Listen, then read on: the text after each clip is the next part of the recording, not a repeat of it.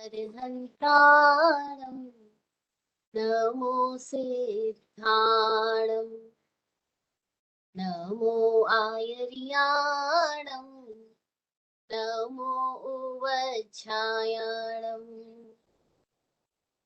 नमो लोये सवसाहूणम्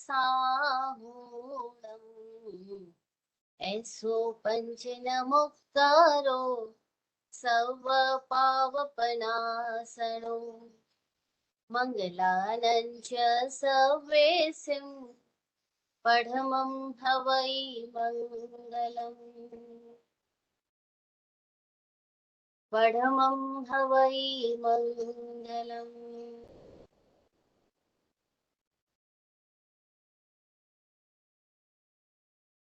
तेरी शरण में ही जीऊं तेरी शरण में ही मरूं मोक्ष की गंगा मिली तो धूप का जल क्यों पीऊं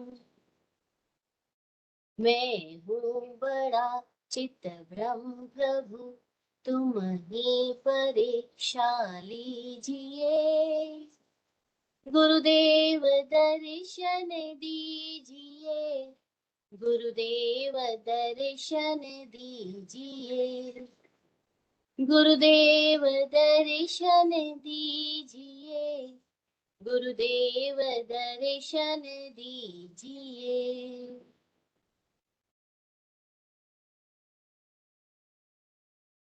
चरम तीर्थंकर समर भगवान महावीर स्वामी निर्ग्रंथ सद्गुरुदेव और आगम वाणी को भावमय वंदन नमन। इस सृष्टि के समस्त षट जीव निकायों के प्रति सतत आभार आभार आभार।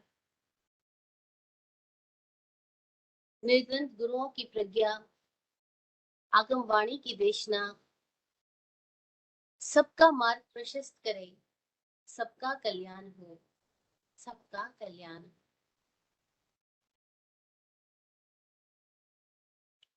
हम लोग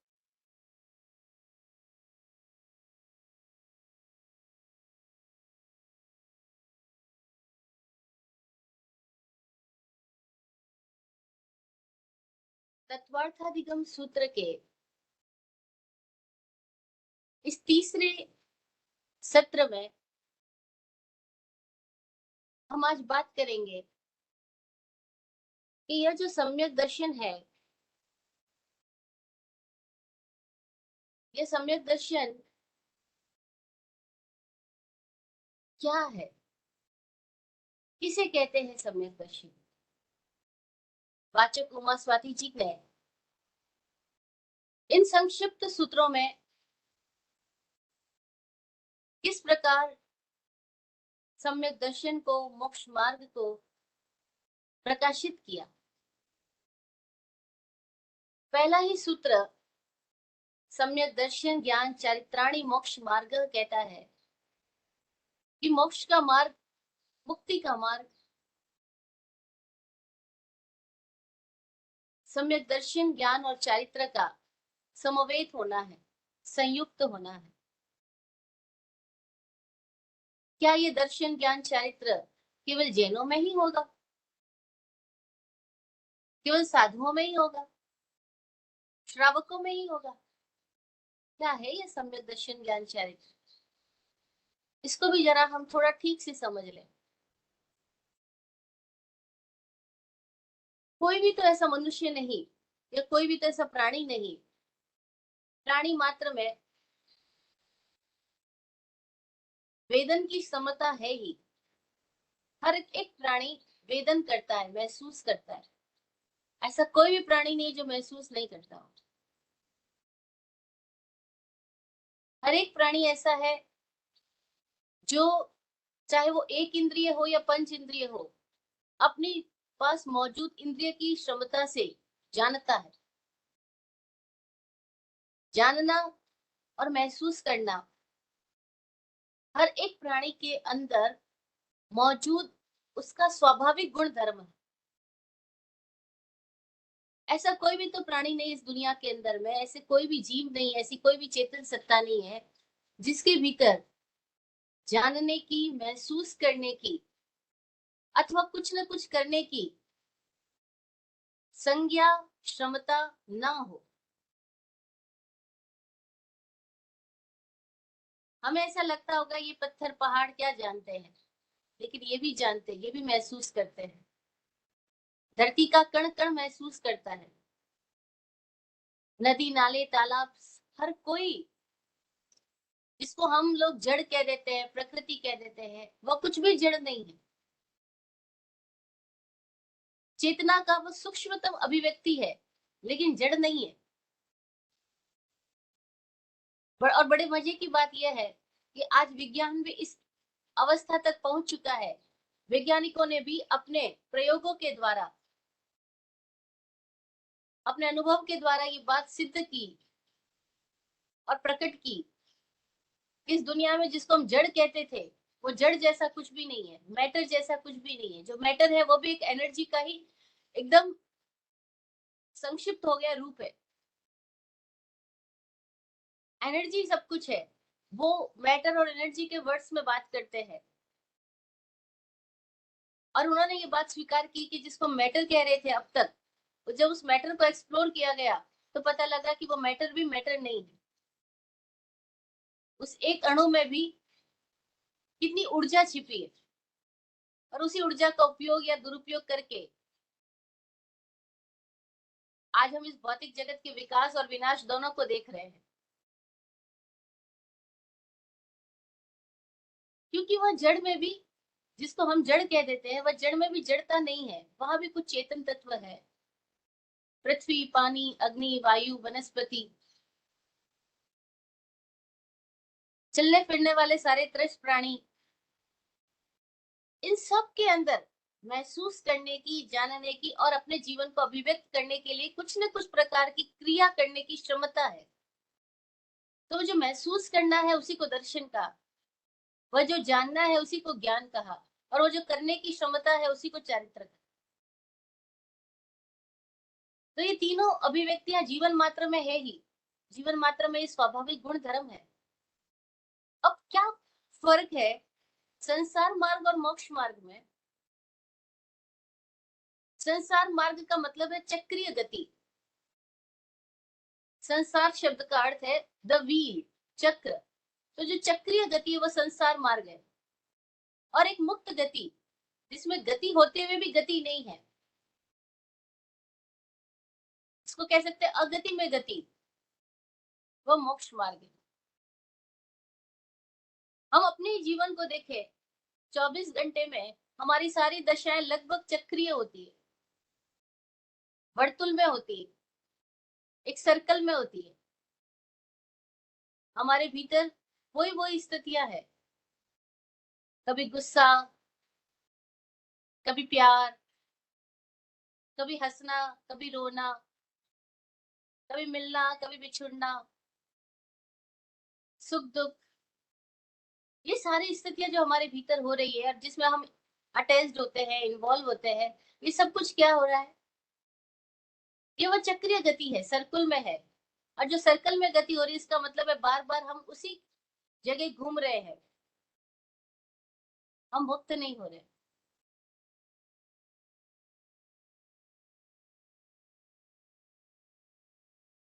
संसार मार्ग का मतलब है कि आदमी लगातार किसी न किसी तरह के आवेशों में, प्रभावों में और आवेगों में ही जिए चला जा रहा है। उसे अपने आप का भान नहीं है। बाहर इंद्रियां बाहर की दिशा में जा रही है, लेकिन अपने आप की दिशा में नहीं है। चेतना का जो जानने, महसूस करने की जो क्षमताएं है, वो सारी क्षमताएं पांच इंद्रियों और मन के भीतर ही घूमती जा रही है, और मन के झूले में ही व्यक्ति झूल रहा है। वो संसार मार्ग है। और जो मन के पार हो गया, वो मुक्ति का मार्ग। मन कैसे बनता है? लगातार प्रभावों को इकट्ठा करते जाने से मन बनता है। प्रभाव आए और चले गए और मन ने कुछ इकट्ठा नहीं किया। दर्पण की तरह हम हो गए कि व्यक्ति आया, प्रतिबिंब बना, रिफ्लेक्ट हुआ। कोई भी ऑब्जेक्ट आया, रिफ्लेक्ट हुआ, ऑब्जेक्ट चला गया, रिफ्लेक्शन खत्म हो गया, उसने कुछ भी नहीं पकड़ा। आईने की तरह जो हो गया वो तो मुक्त हो रहा है, लेकिन जो आईने की तरह नहीं होकर के फोटो प्लेट की तरह हो रहा है, जो भी आया उस इंप्रेशन को उसने कैच कर लिया। अब क्या हुआ, इंप्रेशन अंदर ही अंदर इकट्ठे होते जाएंगे, मन बनता जाएगा। और जैसे जैसे मन बनता जाएगा, वैसे वैसे आदमी अपनी मेमोरी में ही उलझा चला जाएगा। अब उसके जानने देखने की सारी जो क्षमताएं हैं, वो क्षमताएं वर्तमान में न होकर के भूत से, पास्ट से, मेमोरी से प्रभावित होकर के चलेगी। और जब हम मेमोरी बेस्ड चल रहे हैं, यानी अब हम मन की गिरफ्त में चल रहे हैं, अब संसार मार्ग में। जो मेमोरी से बाहर आ जाए, मेमोरी से अनअटैच्ड हो जाए, वो मुक्त हुआ।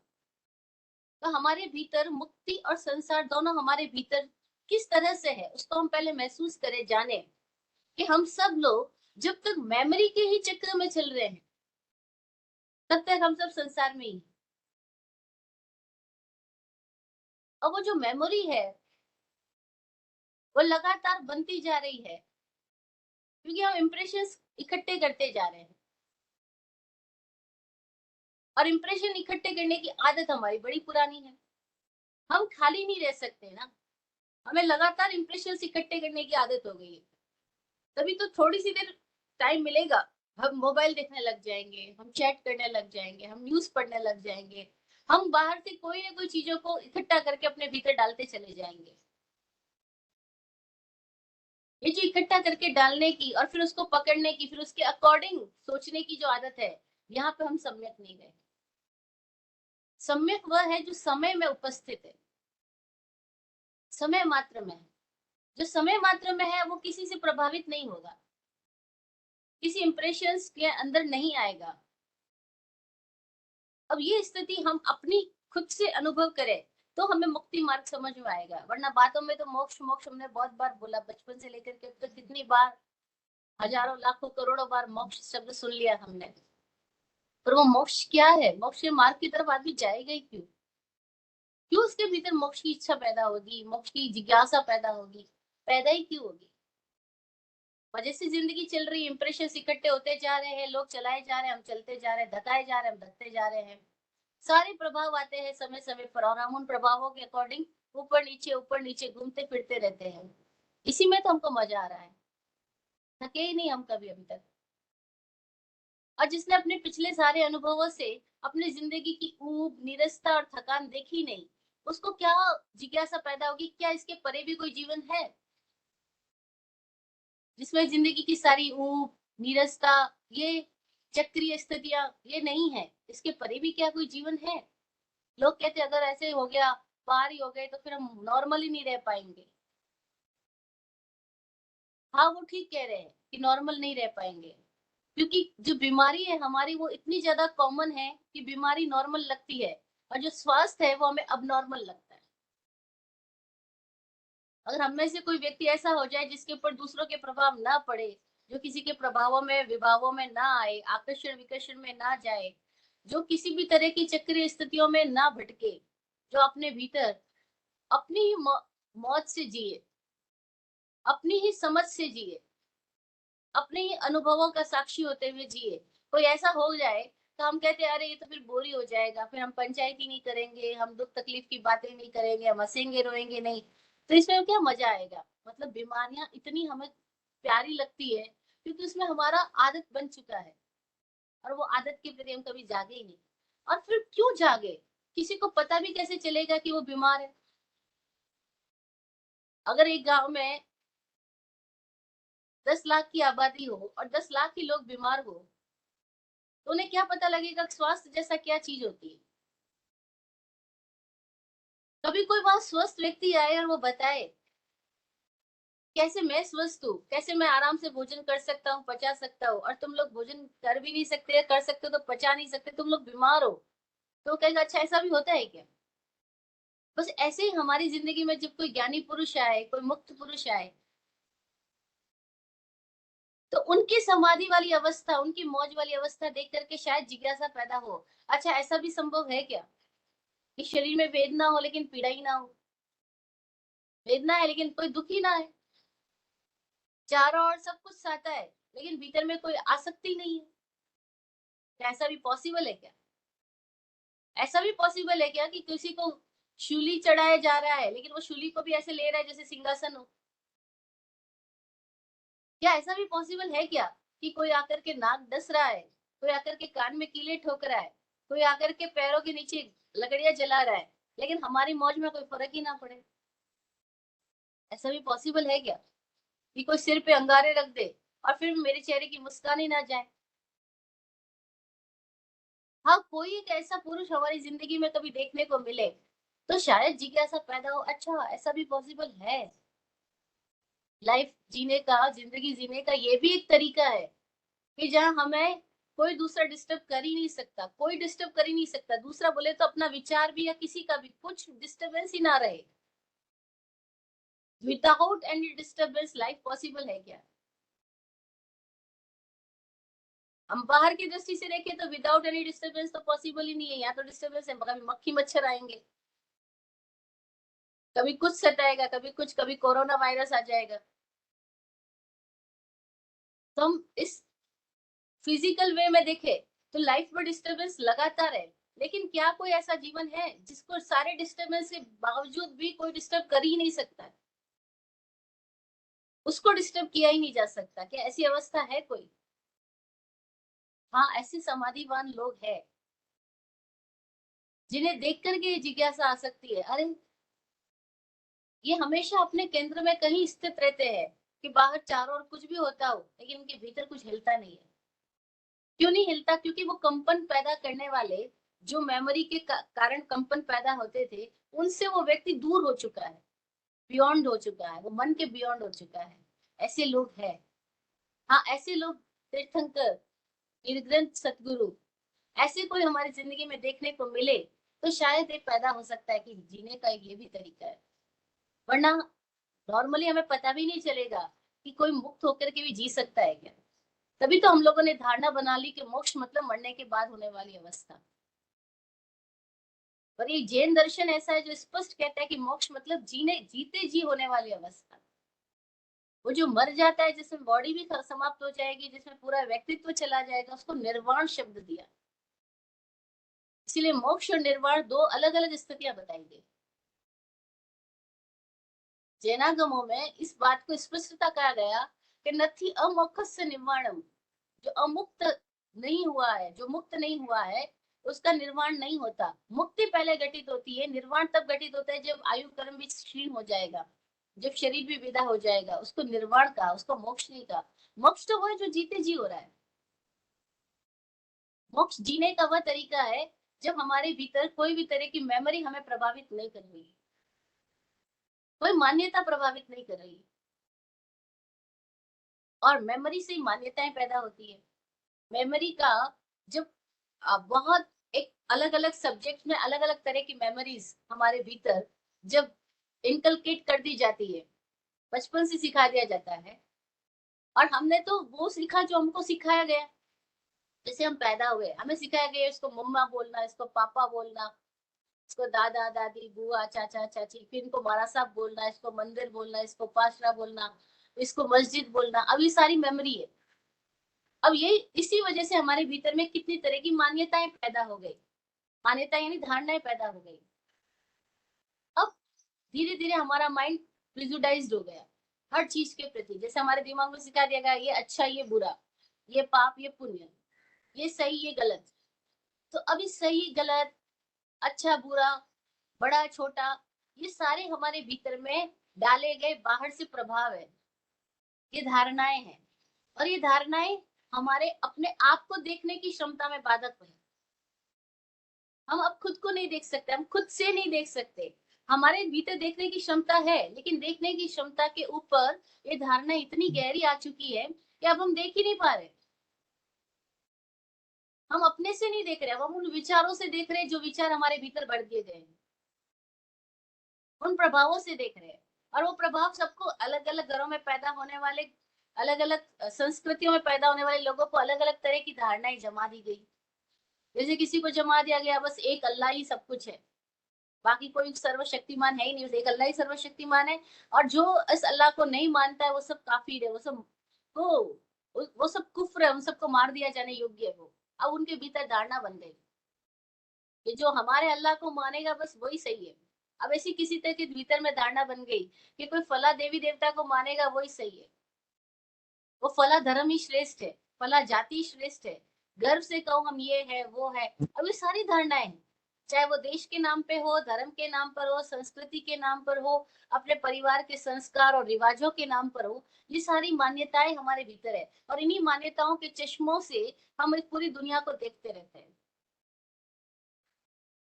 मान्यताओं के चश्मे बड़े गहरे हैं, और ये चश्मे ऐसे कि दिखाई भी नहीं पड़ते, कभी उतार भी नहीं सकते इनको, क्योंकि ये भीतर ही भीतर अदृश्य रूप से हमारे भीतर मौजूद चश्मे हैं।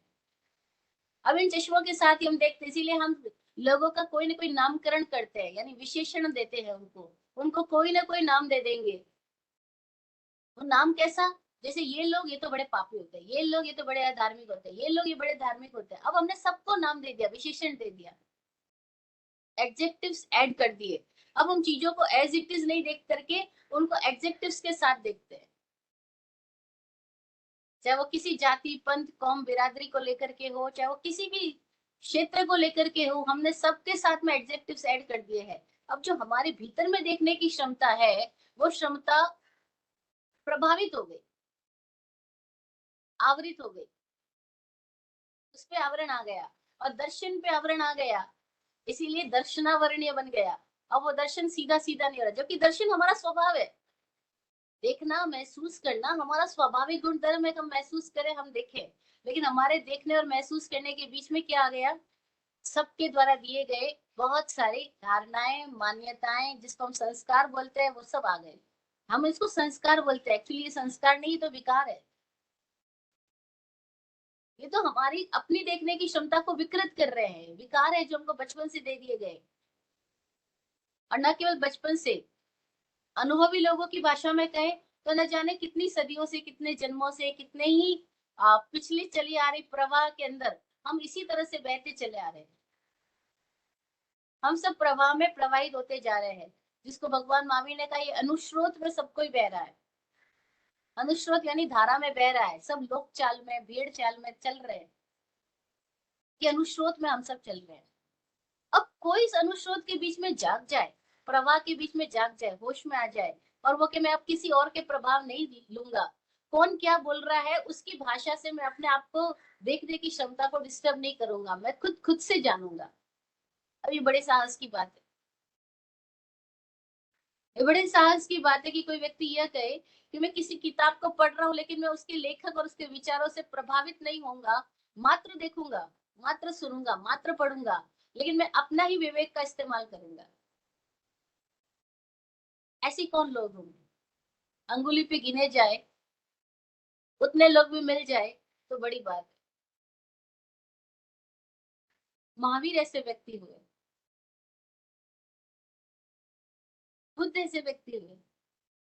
महावीर ने ये घोषणा कर दी कि पन्ना समीक्षा धम्मम, धर्म की समीक्षा करना प्रज्ञा से। ये कौन तीर्थंकर ऐसी बात बोलेगा। हर कोई तो यहाँ पे ये कह रहा है कि मेरी बात चुपचाप मान लो, प्रश्न भी मत उठाओ। अगर तुम घर में परिवार में प्रश्न उठाते हो तो तुम अविनीत बेटा अविनीत बहू कहलाए जाओगे। अगर तुम साधु बनने के बाद प्रश्न उठाते हो तो तुम अविनीत शिष्य कहलाए जाओगे। ये तुमने आचार्य के सामने प्रश्न कैसे कर दिया। बस वो जो कहते हैं उनकी आज्ञा को आंख मूंद करके मान लो, और बस आज्ञा में ही धर्म है। यहाँ आज्ञा में धर्म है, ये बात तो सही, लेकिन आज्ञा का अर्थ गलत समझ लिया गया। आज्ञा का अर्थ समझ लिया गया कि हमारे से जो एल्डर है उनकी उन्होंने जो भी बोला है बस वो सब आज्ञा है हमारे लिए, और उसको चुपचाप मान लो, शंका मत करो। बड़ों की बात में शंका करना सम्यक दर्शन में दोष लग जाएगा। दर्शन तो सम्यक हुआ ही नहीं है, लेकिन सम्यक दर्शन में दोष लग जाएगा, इस बात की हर कोई परवाह कर रहे हैं कि शंका पैदा मत करो। अब उनसे पूछो कि अगर शंका ही पैदा ना करे, प्रश्न ही ना उठाए, तो समीक्षा कैसे होगी, प्रज्ञा कैसे जागेगी। क्योंकि प्रज्ञा के जागरण का तो उपाय यही है कि प्रकार प्रकार से व्यक्ति जाने। प्रज्ञा, यानी प्रकार प्रकार से, अनेक अनेक तरीकों से ज्ञान को प्राप्त करे, अनेक अंतों को जाने, अनेकांत दृष्टिकोण पैदा करे, अनेक तरीके से समझे सोचे, तत्व का दर्शन करे। लेकिन यहाँ अनेकांत की बात तो कही जाती है, लेकिन अनेकांत तत्व का दर्शन करने के लिए कोई व्यक्ति अगर जागरूक हो जाए, अब इसका प्रयास करे, तो उसको हम क्या क्या बोलेंगे? उसको हम यही कहेंगे कि ये ऐसे व्यक्ति है जो कभी किसी की नहीं मानते, ये खुद खुद की चलाते हैं, खुद की बुद्धि लगाते हैं, और न जाने उनको क्या क्या नामों से नवाजा जाएगा। पर जो सम्यक दर्शनी, वो किसी भी तरह की इन बातों से प्रभावित नहीं होगा, चाहे उसको कोई अविनीत कहे, चाहे उसको जिद्दी कहे, चाहे उसको कदाग्रही कहे, चाहे उसको कुछ भी कहे, वो खोजी है, वो खोजेगा, वो जिज्ञासु है, वो सवाल उठाएगा, जिज्ञासा करेगा, प्रश्न पूछेगा। और जो धर्म की परंपराओं में सिखाया जाता है कि सवाल मत करो, केवल आज्ञा को मान लो, उन लोगों को ही समझना चाहिए कि अगर ऐसा ही होता तो गौतम स्वामी, इंद्रभूति गौतम हजारों प्रश्न भगवान महावीर से किए, ये जिक्र सूत्रों में आता है, तो ये जिक्र ही क्यों आता? महावीर के पास जो भी आए, कितने दृष्टांत सूत्रों में भरे पड़े हैं, चाहे वो जमाली आया, चाहे वो और भी कितने लोग आए, सबने आकर के महावीर से प्रश्न किए, सवाल किए, आप ऐसा कहते हो, आप ऐसा क्यों कहते हो? इंद्रभूति गौतम जब कोई सवाल कर रहे हैं, महावीर जब उत्तर देते हैं, वो उत्तर पाकर के उनके पास अगर दोबारा प्रश्न पैदा हुआ कि आपने ये उत्तर दिया लेकिन ऐसा कैसे, तो वो दोबारा प्रश्न कर रहे हैं। वो चुप नहीं हो गए कि महावीर ने कह दिया इसलिए उनकी आज्ञा को धर्म मान करके चुप हो जाऊं। नहीं नहीं, महावीर ने पूछा कैरट टेढ़म बनते, आपने ऐसा कैसे कहा भगवान? ऐसा कहने से के पीछे क्या उद्देश्य रहा आपका? यानी वो मान नहीं रहे, वो जान रहे। यानी इस दर्शन को संकित करने का मार्ग क्या है? दर्शन सम्यक हो जाए उसका तरीका क्या है? मानना नहीं है, जानना है। मान्यता और धारणा और रिवाज से प्रभावित नहीं होना है, अपने विवेक का इस्तेमाल करना है, अपना इंटेलिजेंस का उपयोग करना है। नहीं तो हम सब देखे, हमारे भीतर जो विवेक की क्षमता है, बौद्धिक क्षमताएं भी जो है, वह भी सब कुंठित रहती है। इसलिए क्योंकि हमारे भीतर एक हिचक पैदा होती है, सवाल कैसे करूं? कक्षा में 70 विद्यार्थी बैठे हैं, अगर एक ही स्टूडेंट बार बार सवाल करने, उसके भीतर सवाल उठ रहा है, तो वो सोचता है मैं सवाल करूंगा तो बाकी के लोग हंसेंगे मेरे ऊपर। वो बाकी 69 लोगों की सोच करके वो अपने भीतर पैदा हो रहे प्रश्नों को दबा देता है। बस यही चूक हो गई, यही गड़बड़ी हो गई। और फिर अगर एक स्टूडेंट बार बार सवाल करे तो टीचर भी कहते हैं यार ये स्टूडेंट बड़ा तंग करता है, ये क्लास में ना आए तो अच्छा, ये मेरी हर बात पे क्वेश्चन कर रहा है। अब टीचर उसके क्वेश्चन करने को प्रेरणा देने की बजाय उसके क्वेश्चन करने की स्थिति को दबाने की कोशिश करते हैं या इग्नोर करने की कोशिश करते हैं। बस गड़बड़ हो गई। जब तक क्वेश्चनिंग माइंड का क्वेश्चंस नहीं होएगा, तब तक वो क्या करेगा, धीरे धीरे वो कहेगा चलो छोड़ो, हमको क्या लेना देना, इग्नोर करता जाएगा। और ऐसे ही हम पूरी जिंदगी करते जाते हैं, हर जगह पर करते जाते हैं, हर जगह पर हम कहते हैं चलो ना, इन्होंने कहा वो मान लो, हमें क्या फर्क पड़ता है। अच्छा, लोग भी हमें सिखाते हैं तुम मान लो ना, क्या फर्क पड़ता है, इन्होंने कहा वैसा कर लो ना, क्या फर्क पड़ता है। मतलब ये क्या फर्क पड़ता है, ऐसा बोल बोल करके हर आदमी को भेड़ बनाने की कोशिश की जाती रही है, की जा रही है। और हर आदमी वैसे ही भेड़ बनता जा रहा है, क्योंकि उसको लगता है एक तो क्वेश्चन किया तो एक तो 69 लोग हंसेंगे। 69 एक एग्जाम्पल दे रही हूँ, आसपास के सारे लोग हंसेंगे, मेरे बारे में ना जाने क्या क्या स्टोरी बनाएंगे, और हम इससे प्रभावित हो जाते हैं कि मेरे बारे में कौन क्या स्टोरी बनाएगा। बस इसलिए मैं जो ओरिजिनल हूँ, मेरे भीतर जो पैदा हो रहा है, उसको मैं निकलने नहीं देता। अब वो जब निकलेगा नहीं तो क्या होगा, धीरे धीरे, जैसे अपन बोलते हैं कोई एक शस्त्र भी है, और अगर उसको उपयोग में ना लिया जाए तो धीरे धीरे उसकी जो धार है वो खुद ही भोंटी हो जाएगी, खुद ही खराब हो जाएगी। अब इस बुद्धि का इस्तेमाल ही ना किया जाए, इस विवेक की क्षमता को जगाया ही ना जाए, तो धीरे धीरे क्या होगा, हमारी एक आदत बन जाएगी कि जो हो रहा है होने दो, हमें क्या पड़ा है। और यही इसी आदत के कारण हम देखें कि जगह जगह पे कोई विकास नहीं दिखाई पड़ता। कोई व्यक्ति विकसित होने के लिए तैयार नहीं होता, क्योंकि सबको लगता है अरे हमें क्या पड़ा है। फिर कोई बार बार हिलाए, बार बार प्रेरित करे तो जाकर के किसी की नींद थोड़ी देर के लिए जागती है। लेकिन गहरी आदत पड़ चुकी है ना कि हमें क्या फर्क पड़ता है, मान लो ना। अच्छा, अपना रोटी दाना पानी तो चल रहा है ना। लोगों को तब तक तो फर्क पड़ता ही नहीं जब तक कि उनकी भूख शांत हो रही है, जब तक कि उनको नींद लेने के लिए खटिया मिल रही है, तब तक तो कोई फर्क पड़ता ही नहीं। फर्क ही तब पड़ता है जब हमारी कोई चादर खींच ले, हमें सोने ना दे, हमारा कोई भोजन छीन ले, तब हम आवाज उठाते हैं। लेकिन वो आवाज किस लिए उठाई जा रही है? वो आवाज केवल अपनी सुविधा और सुरक्षा के साधनों की मांग के लिए उठाई जा रही है, सत्य के लिए नहीं, मुक्ति के लिए नहीं। क्योंकि उस तरफ तो हमारी दृष्टि ही नहीं उठी, आंख ही नहीं उठी। और किसी को अपनी दृष्टि को एक ही तरफ, एक ही दिशा में देखने की आदत पड़ जाए, तो वो आगे दृष्टि उठाएगा ही कैसे? और उसको बोझ लगेगा।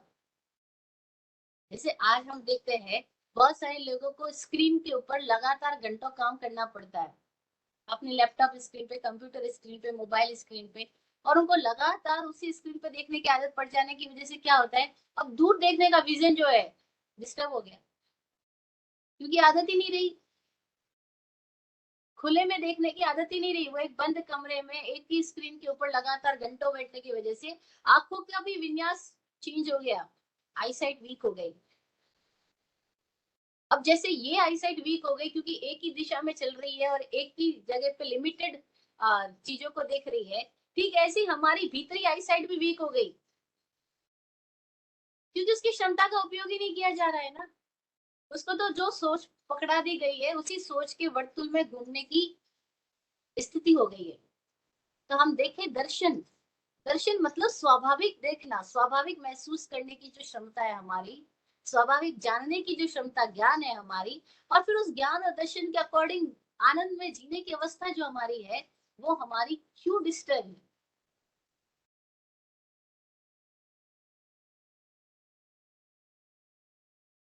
वह चीज जो हमें पल पल मौज में नहीं रख रही है, पल पल जीवन का अनुभव नहीं दे रही है, पल पल अपनी ब्रह्मांडीय स्थिति का अनुभव से हम वंचित है, बस समझ लो अब हम बंधन में हैं। मुक्ति का मतलब क्या है?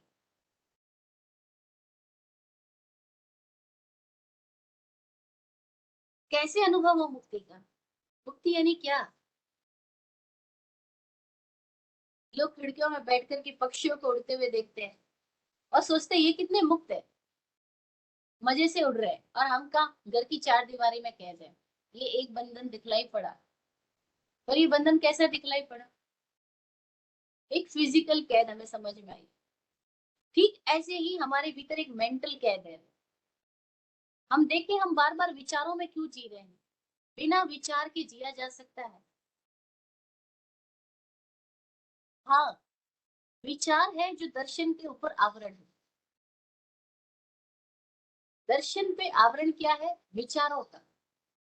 और विचार कितने हमें परेशान कर रहे हैं, अगर हमें थोड़ा सा समझ आए, कभी निर्विचार दशा का अनुभव हो, तो समझ में आए कि विचार बीमारी है, सोचना भी बीमारी है। जैसे बंद कमरे में हमें रख दिया जाता है, और कोई कह दे कि तुम्हें इसी बंद कमरे में अपनी पूरी 100 साल की उम्र या 80 साल की उम्र पूरी बितानी है, बाहर नहीं जाने दिया जाएगा, तो हम कहेंगे तो जेल है, कैद है, मैं इस कैद में नहीं रह सकता, मैं ये गुलामी नहीं चाहता। ठीक है, वो बात समझ में आई, फिजिकल कैद समझ में आई। ऐसे भीतर में कौन सी कैद है जिसमें हम सब बंधे हुए हैं? भीतर में भी कोई कैद है क्या? हाँ है। हम सब अपने इमोशंस के स्लेव है।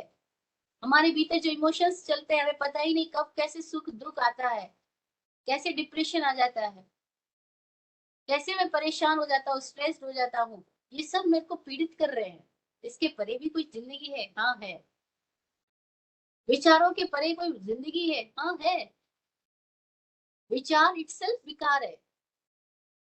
बिना विचार की जिंदगी होती है, वो मुक्ति है, कि जहाँ हमारे भीतर कोई विचार नहीं, कोई विकार नहीं, बस हम है, हमारा होनापन है, और उस पर कोई बादल नहीं, निरभ्र आकाश की तरह हमारा विराट स्वरूप है। वो विराट स्वरूप में जो जीते वो मुक्त है, लेकिन हम उस विराट रूप में नहीं जी रहे। हम सब छोटी छोटी सोच में, डबरों में कैद हो गए, वो हमें दिखलाई पड़े। तो मोक्ष मार्ग की हम बात करने जा रहे हैं, तो पहले मुक्ति है क्या, किससे मुक्ति, ये भी तो समझे। जब तक बंधन ही नहीं समझ में आएंगे, तो बंधन से मुक्त होने की जिज्ञासा ही क्यों पैदा होगी। पहले बंधनों की पीड़ा तो समझ में आए कि क्या बंधन है हमारे। हमारे बंधन है हमारे भीतर मौजूद इतने सारे प्रभाव, इतने सारे विचार। हम चाहे हम विचारों से मुक्त मजे से बैठ जाएं, बैठ पाते हैं नहीं। जैसे ही बैठेंगे, न जाने कहाँ कहाँ के विचार आने शुरू हो जाएंगे, और उस पर हमारा कोई कंट्रोल नहीं।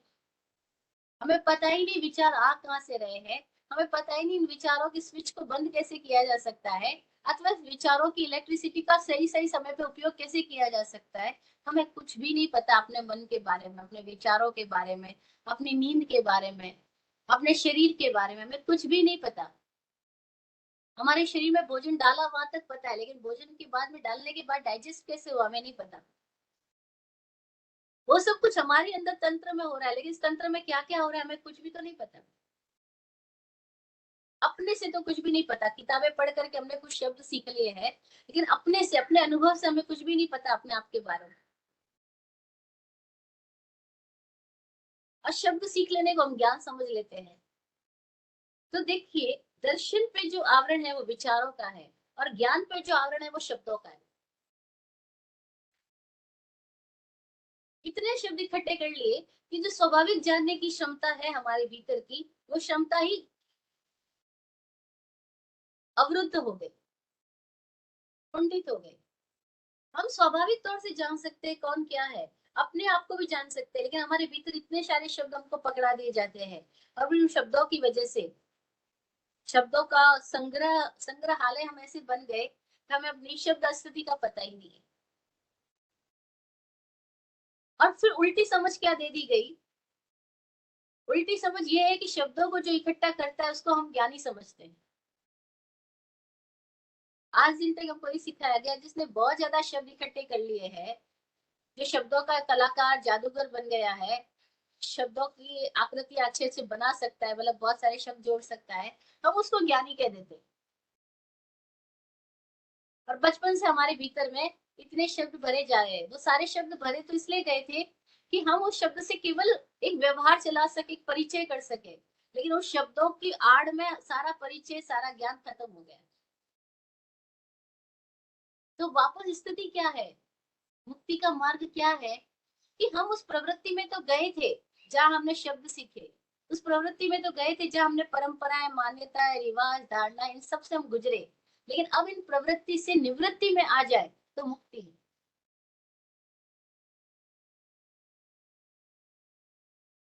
अगर हम प्रवृत्ति में जाते ही नहीं तो हम मुक्ति थे, परंतु ऐसा पॉसिबल तो नहीं है, क्योंकि प्रवृत्ति में तो हम चले जा रहे हैं, चले जा चुके हैं।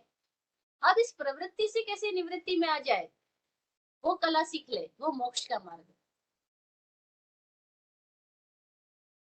जैसे इस लाइन को इसे भी समझा जा सकता है, जैसे ईसा मसीह से जब पूछा गया कि आपके प्रभु के राज्य में कौन प्रवेश करेगा, तो ईसा मसीह बोले वो प्रवेश करेगा जो पुनः बालक की तरह हो जाए।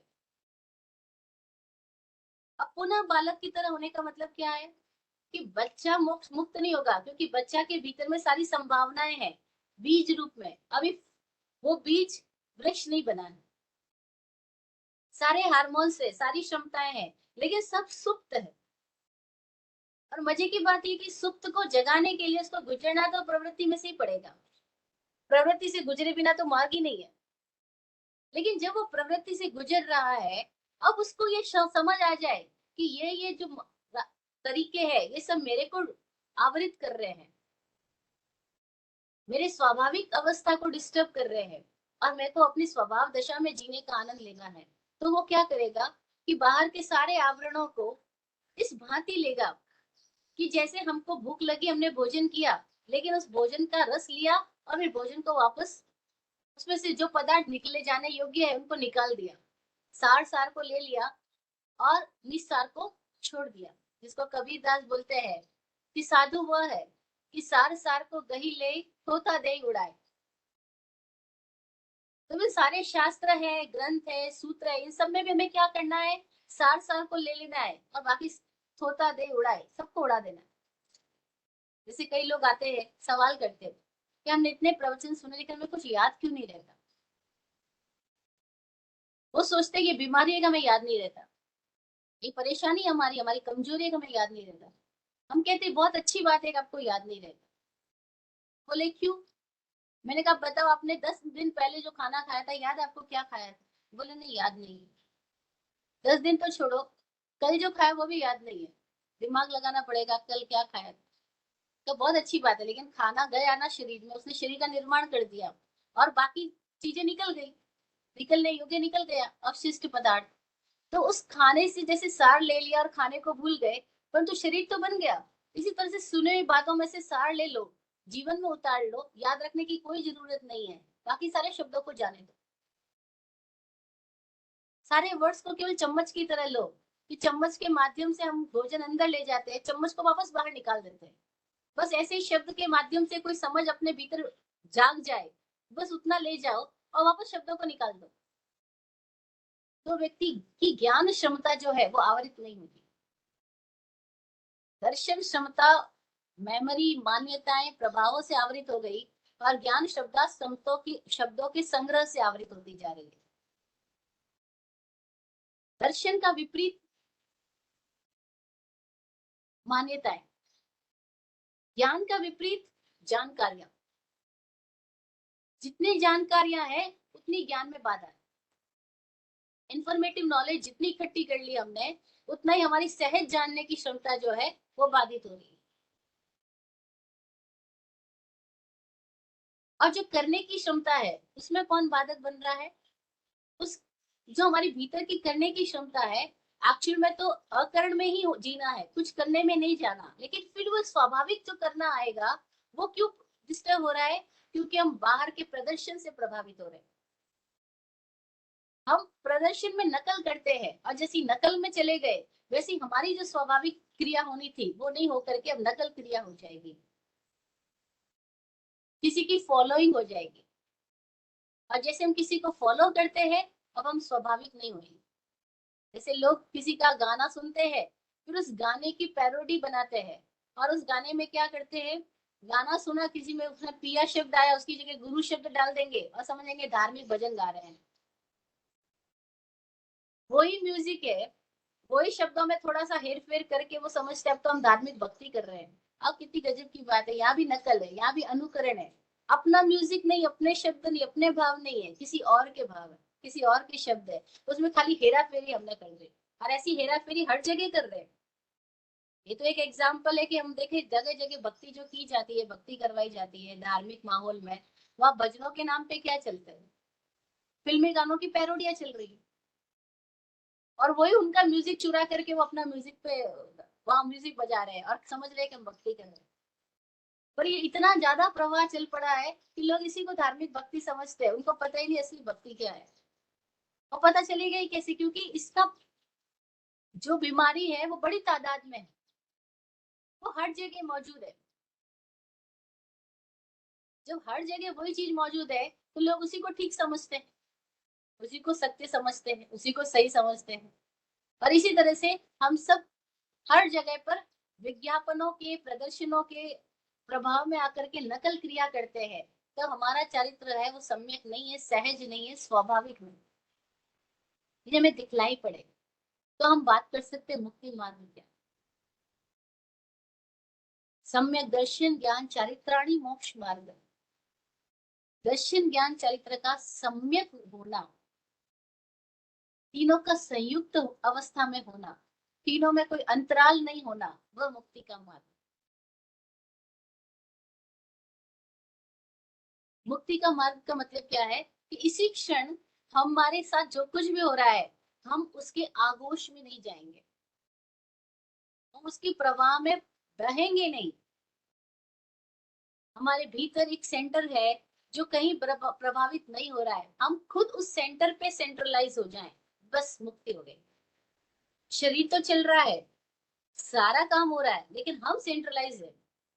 तो क्या होगा, हम अपने सेंटर पे, अपने केंद्र पे, अपने स्वरूप में स्थित है, स्वभाव में स्थित है। तो बाकी बाहर कोई भी घटनाएं चल रही है, घट रही है, स्थितियां, मौसम आ रहे हैं, बदल रहे हैं, मौसम आएंगे जाएंगे, बदलेंगे, सर्दी गर्मी धूप छांव, लेकिन हमारे भीतर एक ऐसी स्थिति है जहाँ कोई सर्दी गर्मी धूप छांव हमें प्रभावित नहीं करती, परेशान नहीं करती, पीड़ित नहीं करती। हमारी स्थिति ऐसी हो गई कि हम बिना बाधा के हो गए, अव्याबाद हो गए। अव्याबाद इस मुक्ति, भीतर स्थिति ऐसी अव्याबाद है। जीवन में तो बाधाएं हैं, लेकिन हमारे भीतर बाधा नहीं है। जैसे महावीर की जिंदगी में तो गौशालक का उपसर्ग केवल ज्ञान होने के बाद भी आ रहा है, तीर्थंकर हो गए उसके बाद भी उपसर्ग चालू है, लेकिन महावीर को कोई पीड़ित नहीं कर रहा है, महावीर को कोई डिस्टर्ब नहीं कर सकता है। उस डिस्टर्बेंस की अवस्था के पार जा चुके, वो मुक्त है, वो मुक्ति है, वो मोक्ष है। और उसका मार्ग क्या है, उसका तरीका क्या है कि हम मुक्त हो जाएं? उसका तरीका है कि दर्शन ज्ञान चारित्र तीनों हमारे सम्यक हो। सम्यक शब्द का एक अर्थ होता है निष्पक्ष हो, निरपेक्ष। निरपेक्ष मतलब कोई अपेक्षा लिए हुए ना हो। जैसे हम सबको देखे, हमारी सबकी जिंदगी में जो सबसे ज्यादा हमको परेशान करने वाली चीज है हमारे भीतर, वो है अपेक्षाएं। हम सबको अपेक्षाएं हैं, एक्सपेक्टेशंस है। और लोग इस बात को कहते हैं एक्सपेक्टेशन तो होगी ना, भाई मैं अपने माँ बाप से उम्मीद नहीं करूंगा तो किससे करूंगा। अब देखो ये बात मैं क्यों बोल रही हूँ, क्योंकि हमारी कॉमन अंडरस्टैंडिंग क्या है, हम सबको लगता है अरे हम अपने बच्चों से उम्मीद नहीं करेंगे तो किससे करेंगे, पड़ोसी से थोड़ी कर रहे हैं, अपने बच्चों से कर रहे हैं।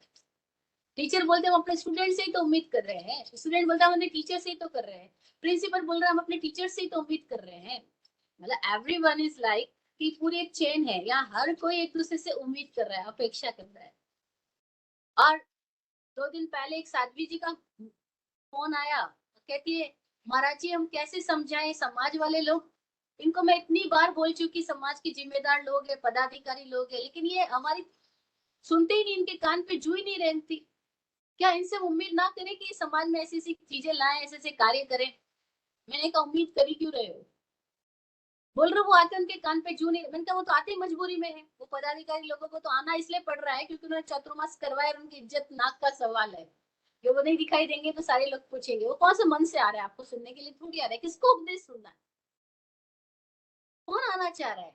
सब रिवाज पूरा करने के लिए आ रहे हैं या किसी लालच से आ रहे हैं, किसी इज्जत के प्रतिष्ठा के नाम पर आ रहे हैं, आप क्यों उम्मीद कर रहे हो? लेकिन हम साधु साध्वी बन गए तो क्या हुआ, हमारे भीतर भी उम्मीद तो चाह रही है कि समाज के लोगों को ऐसा करना चाहिए, वैसा करना चाहिए, धर्म क्रियाएं करनी चाहिए, तप त्याग करना चाहिए, पर्यूषण आ रहा है तो ऐसे ऐसे बचकान करने चाहिए। अब ये चाहिए शब्द जहाँ आ गया ना, इनको ऐसा करना चाहिए, बस अपेक्षा आ गई, उम्मीद आ गई। अब उम्मीद आ गई तो क्या होगा, जो उम्मीद कर रहा है उसको कष्ट होगा।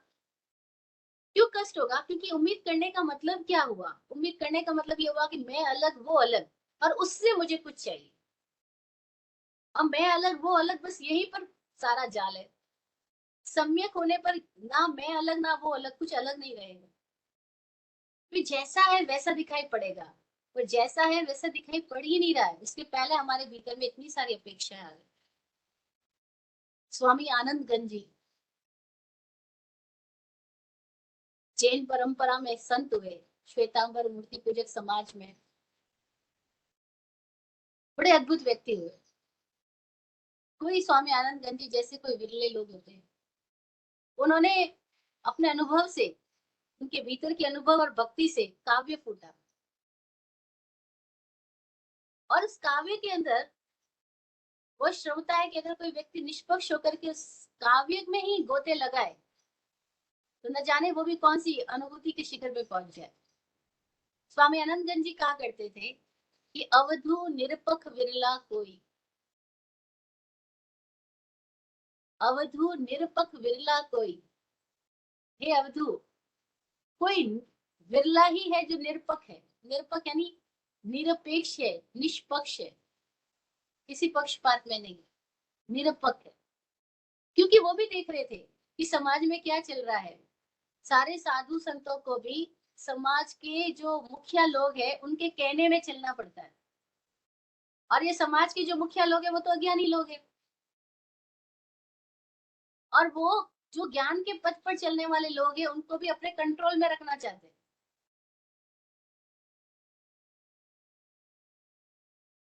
और फिर अगर वे लोग उनके कंट्रोल में ना चले तो नाराज होकर के उनको बहिष्कृत कर देते हैं, मंदिरों से बाहर निकाल देते हैं।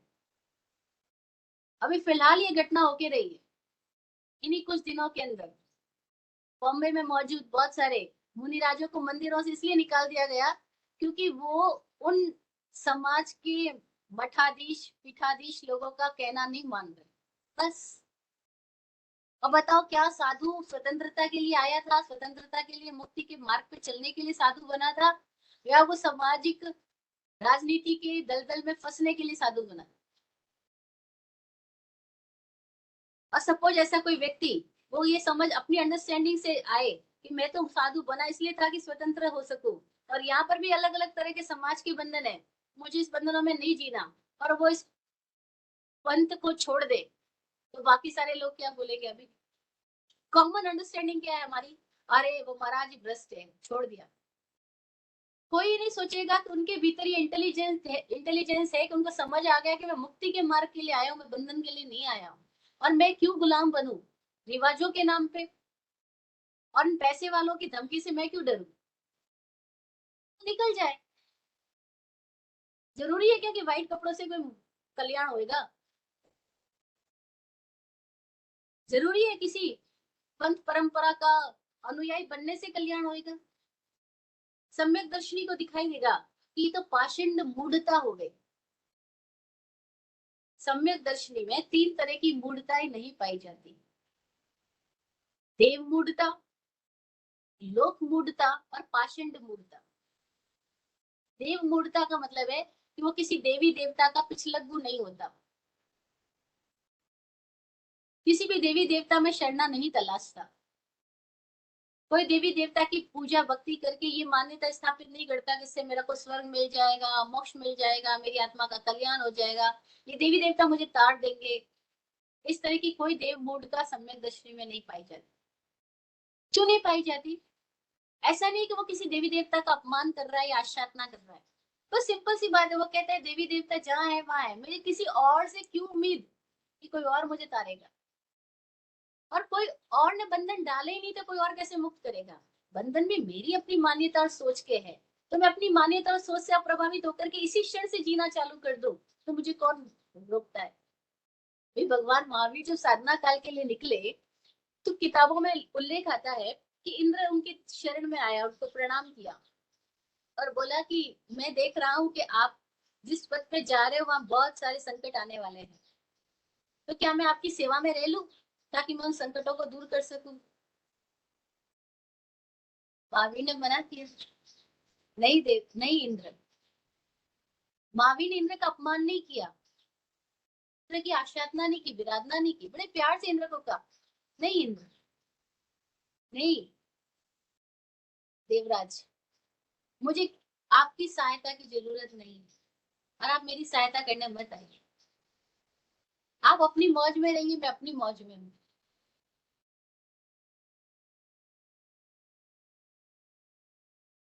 क्योंकि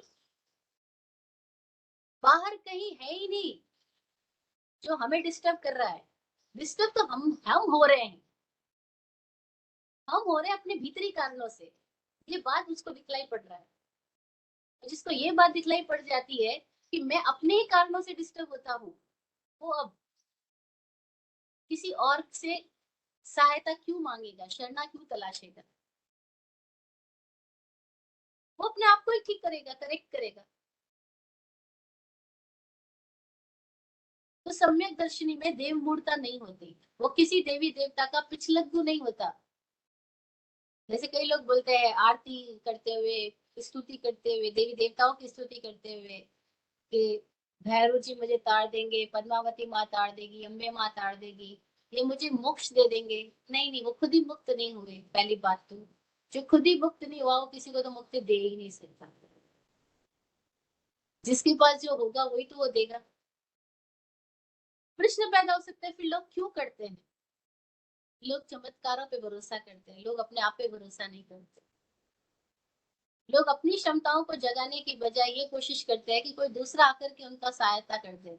बस ये डिपेंडेंट रहने वाली जो हमारी आदत है, इसी आदत के कारण हम लोगों ने देवी देवताओं को भी अपने स्वार्थ के लिए उपयोग करने की सोच विकसित कर ली।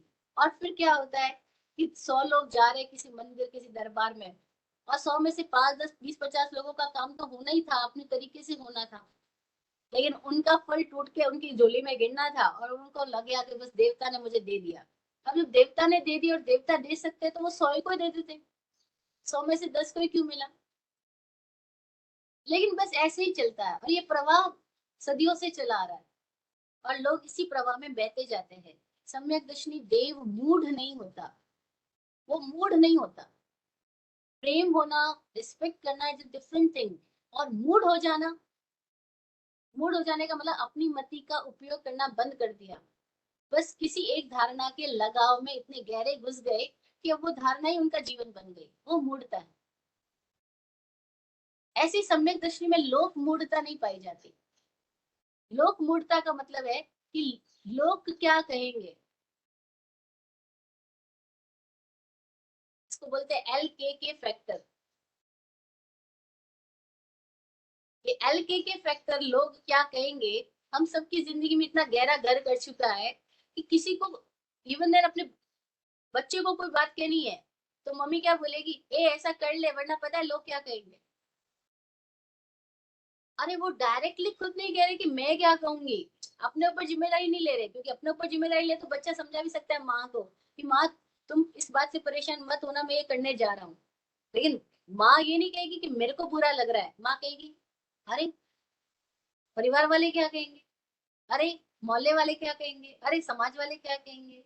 मतलब लोग क्या कहेंगे ये हमारे भीतर बचपन से इतना घर करवा दिया जाता है कि नाम और बदनाम में ही पूरी जिंदगी हमारी जाती है। लोग अपना नाम करने के लिए कर्जा लेकर के भी खर्चा करेंगे, क्योंकि नाम होना चाहिए कि मेरी बेटी की शादी है, मेरे बेटे की शादी है। नाम के लिए क्या है, लोग क्या कहेंगे फैक्टर काम कर रहा है, इसके लिए वो कुछ भी करेंगे, कुछ भी करेंगे, किसी भी हद तक चले जाएंगे। लोग क्या कहेंगे, इवन देन अपनी बेटी का गला भी घोंट देंगे। उसको किसी से प्रेम हो गया है और समाज के लोग उसको स्वीकार नहीं करेंगे क्योंकि वो हमारी जाति के बिरादरी का लड़का नहीं है, तो लड़की का गला घोंट के मार देंगे। क्यों? क्योंकि लोग क्या कहेंगे। अरे वो जीवन नहीं दिखाई दे रहा, बेटी का जीवन, अपनी संतान का जीवन, जीवन के प्रति आदर नहीं है हमको। हमको आदर है हमारी मान्यताओं, धारणाओं, रिवाजों और परंपराओं के प्रति, जीवन के प्रति नहीं। बस ये मिथ्यात्व हमें समझ आए, ये मिथ्या दर्शन समझ में आए, ये दूसरों के प्रभावों में चलने की हमारी जो आदत है वह समझ दिखलाई पड़ जाए, तो कहीं आदमी अपने आप के भीतर विवेक जगाए कि मैं अपने विवेक से जीऊं। अपना विवेक का तो इस्तेमाल ही नहीं करते, जरूरत ही नहीं है। जैसे किसी समय पे हम दिल्ली गए थे, बहुत पुरानी बात है, चांदनी चौक में जाने वाले थे, तो लोगों ने कहा चांदनी चौक में चलने की जरूरत नहीं पड़ेगी। तो गजब की बात है, चांदनी चौक में चलने की क्यों नहीं जरूरत पड़ेगी, बिना चले हम कहाँ से एक जगह से दूसरी जगह पहुंचेंगे। वो बोले आप चांदनी चौक में कहीं भी खड़े हो जाओ, पीछे से धक्का इतना आएगा कि आप आगे से आगे पहुंच ही जाओगे। तो ऐसे क्या हो रहा है, हमको अपनी जिंदगी में अपना विवेक लगाने की जरूरत ही नहीं है। अपनी क्षमता, अपनी प्रज्ञा को जगाने की कोई आवश्यकता नहीं है। इतने धक्के लगेंगे आपको कि आप कहीं से कहीं पहुंच ही जाओगे। कहाँ पहुंचोगे वो कोई नहीं पता है, सब घूमते ही रहेंगे इसी चौक में। लेकिन बस ऐसे ही धक्के चलते लगते चले जाएंगे और हम चलते चले जाएंगे। ये है भेड़ चाल। लोक मूर्ता का मतलब है भेड़ चाल में चलना, जैसा लोग चल रहे हैं वैसे ही चलो। लोग यहाँ खर्चा कर रहे हैं, अपन भी खर्चा करो। लोग यहाँ पर ये चीजों का इस्तेमाल कर रहे हैं जिसमें उपयोग क्षमता कम और दुरुपयोग जिसका ज्यादा होगा, जैसे वो प्लास्टिक हो, कचरा हो, कुछ भी हो, तब भी हम भी प्रकृति का शोषण करके भी उस प्लास्टिक का उपयोग करेंगे क्योंकि लोग कर रहे हैं। बस हम सब भेड़ चाल में चलते जाते हैं।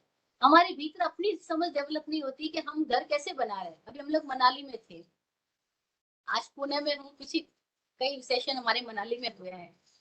मनाली में नया नया कंस्ट्रक्शन जो हो रहा है। अब मनाली और हिमाचल प्रदेश में कंस्ट्रक्शन का जो पुराना तरीका था वो इतना मजेदार था कि वो लोग लकड़ी और पत्थर का इस्तेमाल करते, तो पत्थर लगाते और बीच में लकड़ी लगाते, फिर पत्थर फिर लकड़ी, तो बीच में क्या होता है, स्पेस होता था, थोड़ा थोड़ा वैक्यूम वैक्यूम होता था। तो वैक्यूम इसलिए होता था कि वो धरती ऐसी है कि वह कभी भी भूखंड हो जाता है, कभी भी भूकंप हो जाता है। तो जब भूकंप होता है तो बीच में जगह है, तो भूकंप को वो बिल्डिंग झेल लेगी। पुराना जो कंस्ट्रक्शन था वैसा हुआ करता था। आज भी वैसे कुछ घर वहां मौजूद है, कुछ बिल्डिंग्स मौजूद है, फिर पुराने लोगों के महल भी मौजूद है। लेकिन अब जो नया कंस्ट्रक्शन हो रहा है, हर कोई जैसे सामान्य जमीन पर जो लोग कंस्ट्रक्शन करते हैं वैसे ही वहां पर भी पूरा सीमेंटेड सब कुछ हो रहा है। और जो सीमेंटेड बिल्डिंग्स खड़ी कर रहे हैं, जरा सा भूकंप हुआ तो उस भूकंप को तो झेल ही नहीं पाएगी वो बिल्डिंग्स, वो तो उसके साथ ही धराशायी हो जाएगी। लेकिन क्यों 500 साल पुरानी कुछ बिल्डिंग्स मौजूद है? क्योंकि उनके बनाने के तरीके डिफरेंट है। जो बनाने के उनका तरीका था, आज नया कंस्ट्रक्शन के चक्कर में। और क्यों यहाँ लालच क्या काम कर रहा है? क्योंकि पुराना जो बनाने का तरीका था उसमें एक के ऊपर दूसरी तीसरी चौथी पांचवी आप मंजिलें खड़ी नहीं कर सकते। अब जो नया बनाने का तरीका उसमें आप कितनी सारी मंजिलें खड़ी कर सकते हो।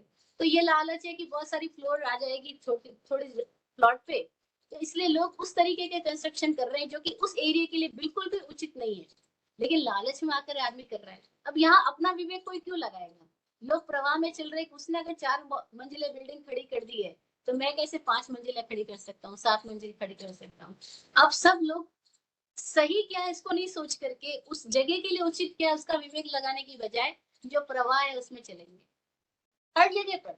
अब ये अभी हम बात सारी ऑब्जेक्टिव कर रहे हैं, एक्चुअल में सम्यक दर्शन ज्ञान चरित्र का संबंध सब्जेक्टिव है, खुद से है।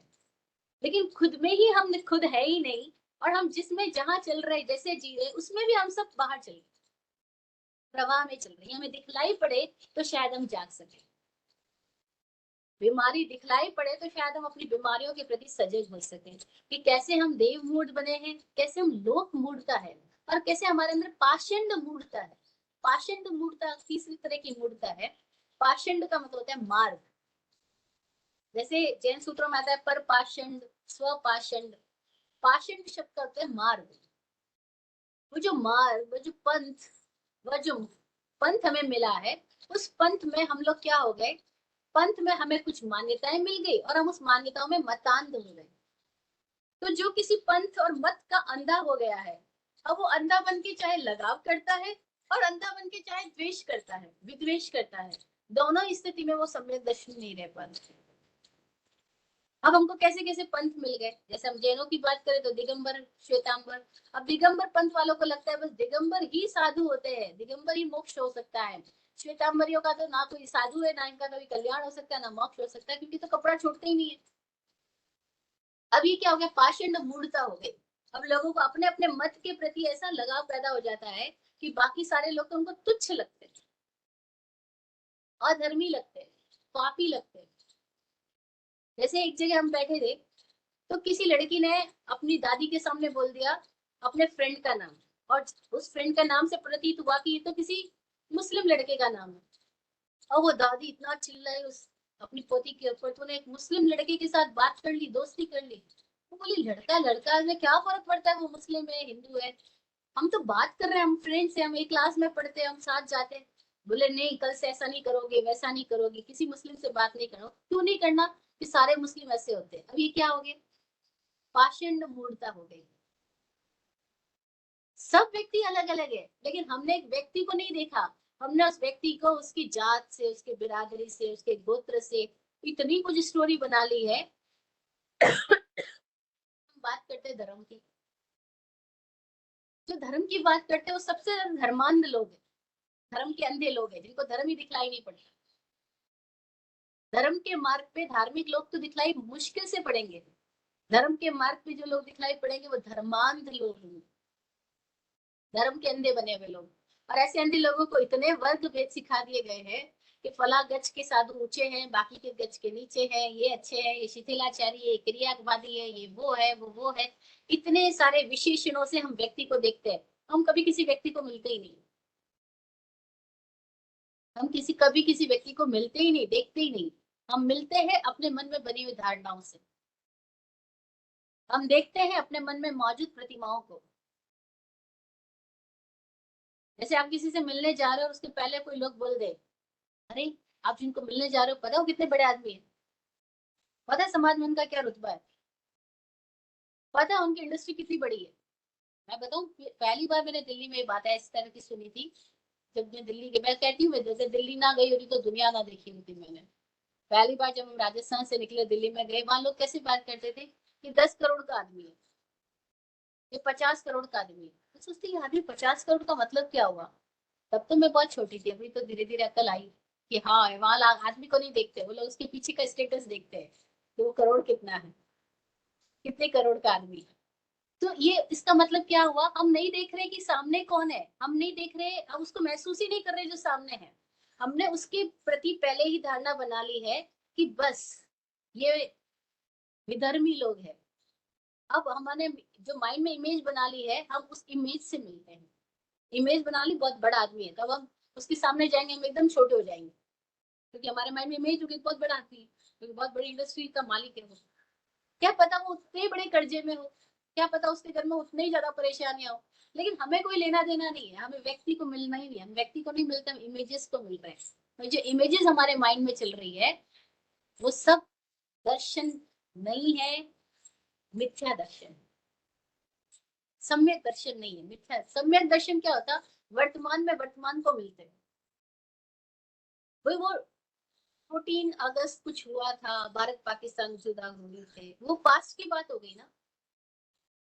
लेकिन हम हर साल पास्ट को इतना डंक के बजा बजा के दिमागों में कूट कूट के भरेंगे, तो वो पास्ट इतना ज्यादा दिमाग में कूट के भर दिया जाएगा कि अब आप सामने आमने आज की कुर्सी पे बैठ के बात नहीं कर सकते। आज एक व्यक्ति दूसरे व्यक्ति से मिल ही नहीं सकता, क्योंकि उनके मिलने से पहले उन दोनों के भीतर में रहा हुआ पास्ट इतना घमासान युद्ध कर रहा है कि वो आमने सामने आएंगे तो युद्ध ही करेंगे। वो युद्ध इसलिए नहीं कर रहे कि वो दो व्यक्ति मिले, उनको आपस में एक दूसरे की समझ पैदा नहीं हुई है। वो युद्ध इसलिए कर रहे हैं क्योंकि उनके दिमागों में पास्ट जितना भरा हुआ है, वो पास्ट एक दूसरे के सामने आ रहा है।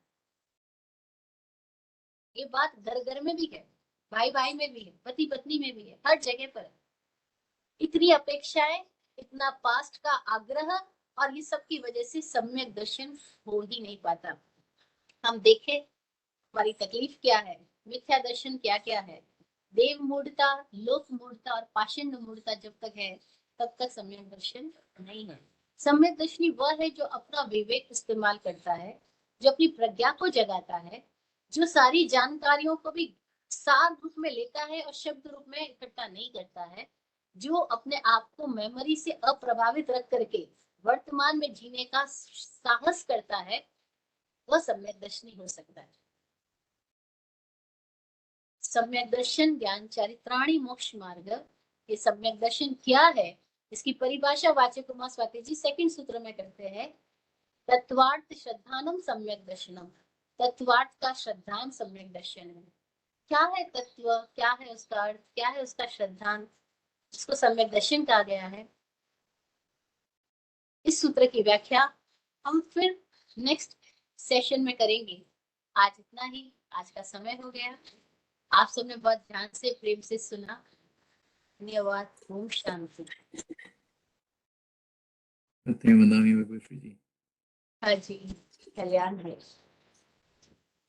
मंगल मंगल पाठ करेंगे।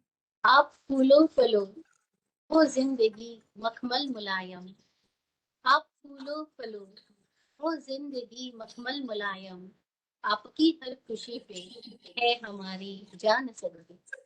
दुआ करते हैं चुपचाप दिल की थाप से हम, दुआ करते हैं चुपचाप दिल की थाप से हम, रहे जाते नवाजे हर घड़ी अरमान सबके, अमन और चैन से गुजरे आपका वक्त सारा, अमन और चैन से गुजरे आपका वक्त सारा, रुख पे खिलती रहे यूं रूह की मुस्कान खुल के, रुख पे खिलती रहे यूं रूह की मुस्कान खुल के। जय हो, कल्याण हो।